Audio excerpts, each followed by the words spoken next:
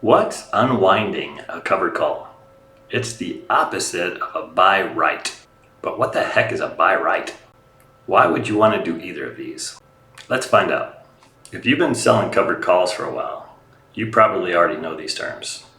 This will be a review and demonstration of how to unwind covered calls on Schwab. If you're new to selling covered calls, then this is something worth knowing. Let's define unwinding and buy rights. Unwinding a covered call means buying to close your covered call and selling the underlying stock that was covering your call at the same time. A buy right is the mirror image of that, which is buying 100 shares of stock and selling a covered call at the same time. It's called a buy right because you're buying the 100 shares and writing a call contract at the same time. The two transactions of either an unwind or of a buy right will show up in your transaction log as separate transactions. However, your broker will make sure they're both executed at the same time. They're dependent on each other, and one leg of an unwind will never execute without the other. The same goes for a buy right. Those new to covered calls may confuse unwinding with rolling. They are not the same. Winding is closing out the call and selling the underlying stock. Rolling is not selling the underlying stock. Rolling is moving either or both of the strike and expiration for either a credit or a debit. See my episode on rolling, linked in the description, for more information on rolling. Now, why would you need to know about unwinding, and why would you want to do it? Here's a couple reasons. First, sometimes you won't have enough cash in your account to buy to close your covered call without selling the underlying stock at the same time. This becomes more likely if you have deep in the money covered calls that cost a lot to buy and close. So if you don't have a margin account, then your broker won't let you do it in two separate actions. You won't have enough cash on hand to buy to close your call unless you sell your shares at the same time. Given the recent bull market, covered call writers probably have a few calls that are in the money and could be quite expensive to buy to close. So this is how you can close them out once you've decided you're ready. See my other episodes linked in the description about how to decide when to close out your covered calls. Another reason to unwind covered calls is that it will save you some time and effort. Hopefully your broker will give you a template to do an unwind and a buy right. Schwab calls these templates strategies. You'll only need to set one limit price for the sum of the two transactions, and you'll only need to place one order. I'll demonstrate in a minute how this works on Schwab. Anyway, let's get to it. A step-by-step demo of how to unwind your covered calls on Schwab. But first, if you're enjoying this content, please consider liking and subscribing. We're going to go through all the steps to unwind a covered call. First, go to your positions page as shown here. You can get to the positions page a few ways, like going to Menu, Accounts, Positions. I'm going to assume you already have a covered call that you may want to unwind. Here I'm just showing the one option I'm thinking about unwinding. My in the money Capital One covered call. It's the 100 strike expiring in about 3 months, and it's gone pretty deep in the money. It doesn't have a lot of time value left, so it's reasonable to consider unwinding this one now and investing the funds elsewhere. Go over to the far right and click on the hamburger down arrow symbol here. That will bring up this pop-up menu. Select Trade Options. That may bring up the full page ticket page. If it doesn't, then it will bring up this pane to the right. Click on the full page ticket link here. This will take you to the Enter Order page. I've highlighted the strategy drop down here, which will bring up all the available strategies.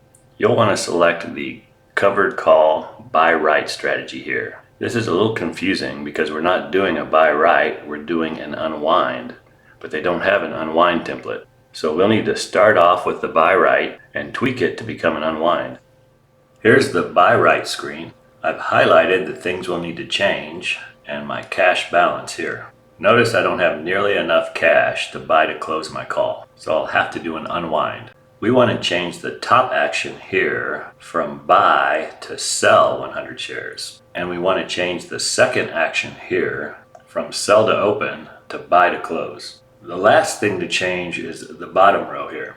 Unwinds will almost always be a credit since you're selling your shares. So change order type from net debit to net credit.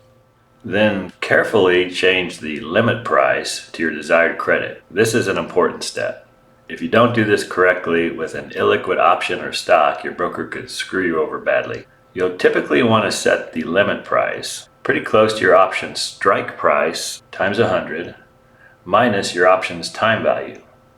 This should be pretty close to this net mid price here.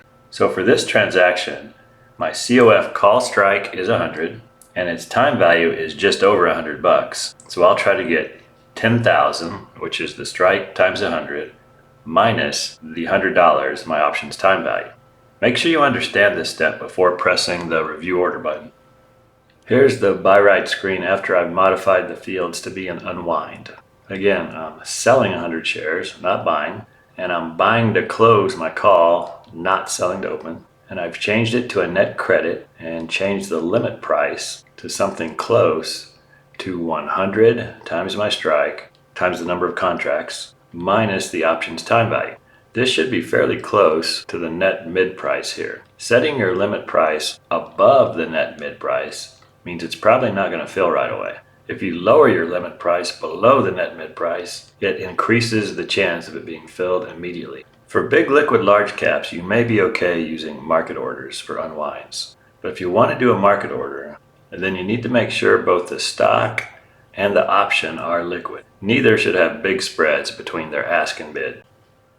After pressing the review order button, you'll be taken to this page, verify order. I've highlighted a few things on the page. Make sure you're selling here and buying to close here. Double check that the mid price here times 100 is close to your estimated total amount here. Once you're sure it all looks good, press the place order button here. After placing the order, you should see a page like this, order received. I placed this after market hours so I know it won't execute. I'm not quite ready to unwind this call and its stock just yet, so I'll be canceling this order. Notice here it still says it's a buy right, even though we changed it to an unwind. It's telling us we've placed an order to sell 100 shares of COF and buy to close the covered call at the same time. Let's take a quick look at the order status here. Here's the order expanded on the order status page. It says here it's a $99 credit, just as expected. Here's the two legs with their current quotes. And if it hasn't executed yet, then you'll see the cancel and change links over here. And that's a wrap. I hope it was helpful and informative if you ever want to close your call and sell your shares at the same time. If you enjoyed this content, please consider liking and subscribing. Also, let me know what you think. Do you like doing buy rights and unwinds, or do you prefer other methods for opening and closing out your covered calls? I really appreciate any feedback or comments. I'm not a financial advisor. This wasn't financial advice. This was some information about unwinds and buy rights and a walkthrough example of unwinding a covered call on the Schwab brokerage. Have a profitable day.